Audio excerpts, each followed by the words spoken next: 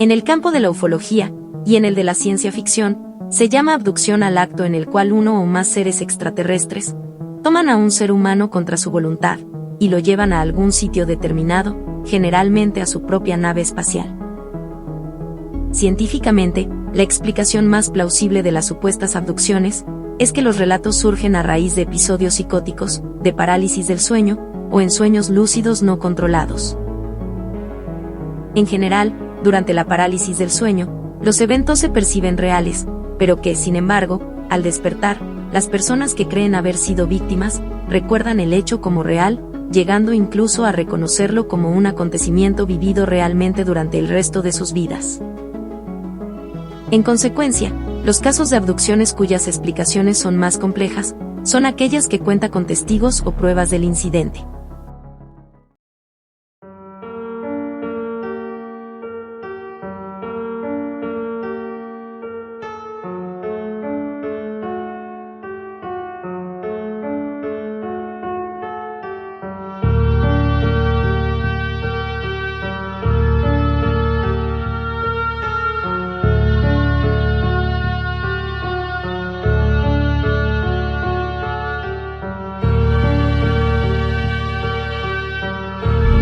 Bienvenido al Archivo Ignoto. Archivos clasificados. Estos son 3 casos de abducciones alienígenas. Archivo 9621, A75. El caso de Travis Walton. Travis Walton nació el 23 de abril de 1957 en Arizona, Estados Unidos. El caso ocurrió el 5 de noviembre de 1975 cerca de Snowflake, Arizona. Walton era un maderista de 22 años. Aquel día, trabajaba con un equipo de maderistas en el Parque Nacional de Sitgraves. Según la historia, esa noche Walton y 6 miembros del equipo se trasladaban en camioneta de regreso a sus casas luego de un arduo día de labor. En el camino, se encontraron con una intensa luminosidad que ellos creyeron se trataba de un incendio, pero al acercarse el objeto, se veía algo parecido a un platillo flotando sobre la tierra, a unos 30 metros de altura. El extraño objeto estaba emitiendo un agudo sonido. Travis Walton salió de la camioneta y se acercó a él, esperando que al acercarse, el objeto se alejara. Pero el objeto comenzó a moverse, y a emitir muchos sonidos, lo cual lo aterrorizó. Cuando estuvo bajo él, un rayo de luz apareció de pronto en la parte inferior de la nave, y lo golpeó contra la tierra, dejándolo aparentemente inconsciente. Luego afirmó haber experimentado una clase de choque eléctrico, que lo paralizó. Los otros 6 hombres se espantaron, y se alejaron a toda prisa en la camioneta. Poco después, sus compañeros de trabajo volvieron al lugar, solo para darse cuenta de que Travis había desaparecido. Aunque sus compañeros informaron del incidente a la policía, y relataron el hecho tal como había sucedido, la versión no logró ser lo suficientemente veraz, por lo que la desaparición de Travis fue considerada como un hecho policial, y no un fenómeno de naturaleza inexplicable. Las principales hipótesis apuntaban a homicidio por parte de uno de los maderistas, el cual presentaba antecedentes penales anteriores. La policía buscó a Travis intensamente durante 3 días, usando una gran cantidad de perros y helicópteros, pero todo fue en vano, porque fueron incapaces de encontrarlo o encontrar alguna pista. Incluso, llegaron a pensar que podía haber sufrido hipotermia, lo cual era lo más probable. Aunque nada se pudo comprobar con certeza, los 5 días posteriores a la desaparición de Travis Walton fueron un verdadero infierno para el grupo. Acusados de homicidio, juzgados legal y socialmente por toda la nación, y con la firme certeza de que la abducción era un fraude para ocultar un crimen, fueron sometidos al detector de mentiras, con el más alto cuidado para tomar la prueba, porque los hombres habían sido acusados de asesinato. Un examinador de polígrafo altamente cualificado, miembro de la Asociación de Polígrafos del Estado de Arizona, escribió en su informe que habían dicho la verdad y comentó: "Lo único que les puedo decir es que pasaron la prueba". Al 5º día de la desaparición, la familia de Travis recibió una llamada telefónica desde un teléfono público. El interlocutor decía ser Travis Walton. Mike Reyes, el mejor amigo de Travis, partió en su búsqueda junto con la familia de este. Travis recuperó la conciencia y se encontraba en un pavimento frío al oeste de Heber, Arizona. Cuando llegaron al lugar que se mencionaba en la llamada, encontraron a Travis al lado del teléfono público. Apenas hablaba, y se encontraba en un estado físico y psicológico muy deteriorado. Según el relato de Walton de lo que sucedió, después de haber sido golpeado contra la tierra, despertó en un cuarto parecido a un hospital, todo de metal. Estaba tendido de espaldas, y fue recuperando la conciencia lentamente, sintiendo mucho dolor en la cabeza y en la zona del pecho. Era observado por extrañas criaturas con cabezas calvas, de no más de 1,5 metros de altura. Se puso histérico, los golpeó, alejándolos de él, y saltó de la mesa, pero empezaron a ir hacia él, por lo que agarró un objeto de los que había allí, y los amenazó. Mientras intentaba encontrar una salida, un hombre de apariencia humana, más alto que él, más grande, más musculoso, con pelo castaño, ojos color avellana y con un casco, entró en la sala. Travis intentó hablar a este hombre, pero él no respondió, y lo dejó en otra área de la nave. Ahí había otros humanos como el anterior mencionado, le pusieron una máscara de plástico sobre la cara y lo dejaron inconsciente.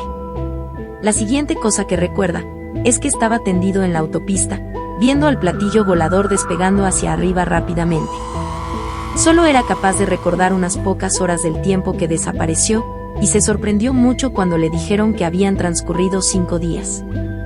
Finalmente, Travis también fue sometido al polígrafo, pasando la prueba, lo que confirmó su historia. Archivo 9723, a 69. El caso del condado de Berkshire. La noche del 1 de septiembre de 1969, el condado de Berkshire, en Massachusetts, Estados Unidos, fue el escenario de un evento sin precedentes. Gran parte de los vecinos de una localidad afirmaron que vieron, en una misma noche, luces misteriosas en el cielo, como si fueran naves espaciales. Asimismo, varios miembros de una misma comunidad aseguraron haber sido abducidos por esos objetos voladores no identificados. Allí, se construye la historia de la extrañísima situación, en la que todo un pueblo parece haber sido visitado por seres de otro planeta. Berkshire es un condado del noreste de los Estados Unidos, que tiene unos 130,000 habitantes. La noche de la presunta aparición alienígena, cientos de ellos colapsaron los teléfonos de la policía local para informar el avistamiento de singulares luces en el cielo. Entre los testigos aparece Tom Reed, un vecino que jura haber estado viajando en auto con su familia, cuando un ovni se posó encima de sus cabezas.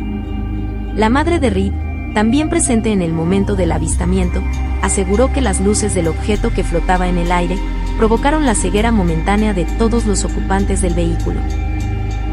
Los testimonios fueron ratificados por muchos vecinos más. Lo que podría haber sido una anécdota delirante o poco creíble, se transformó en un hecho difícil de negar, al ser compartido por cientos de personas, las cuales describieron las mismas luces, los mismos sonidos y las mismas sensaciones. Pero eso no es todo. Algunas personas sostienen haber sido abducidas por los ovnis, que sobrevolaron Massachusetts en aquella velada. Tom Burns, que para entonces era solo un niño, afirmó en su testimonio que esa noche escuchó una voz que lo llamaba telepáticamente. Se quedó inmóvil.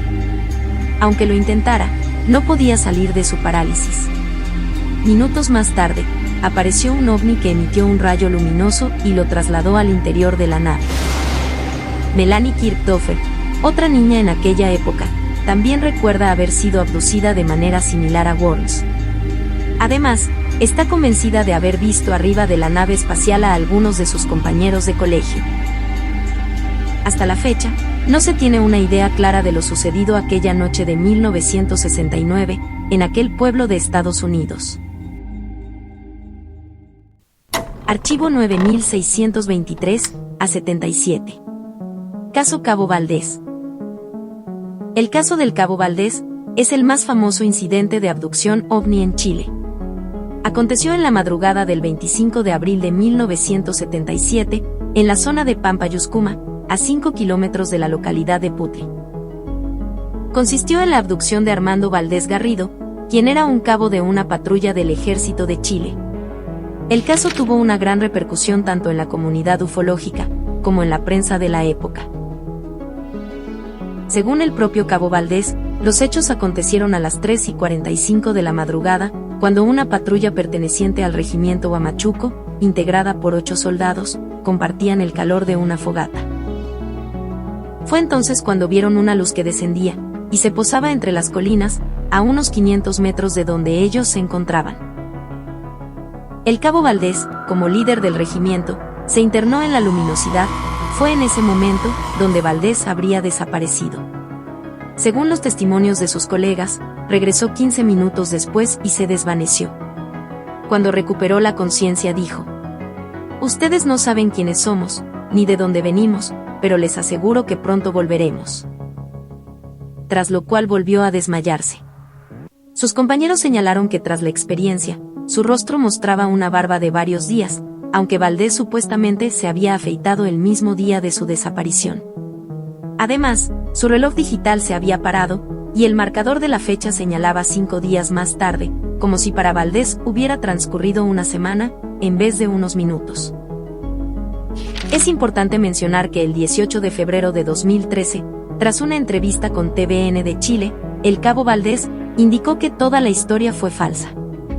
Sin embargo, se mantiene la hipótesis de que dichas declaraciones fueron dadas solo para evitar un mayor hostigamiento periodístico.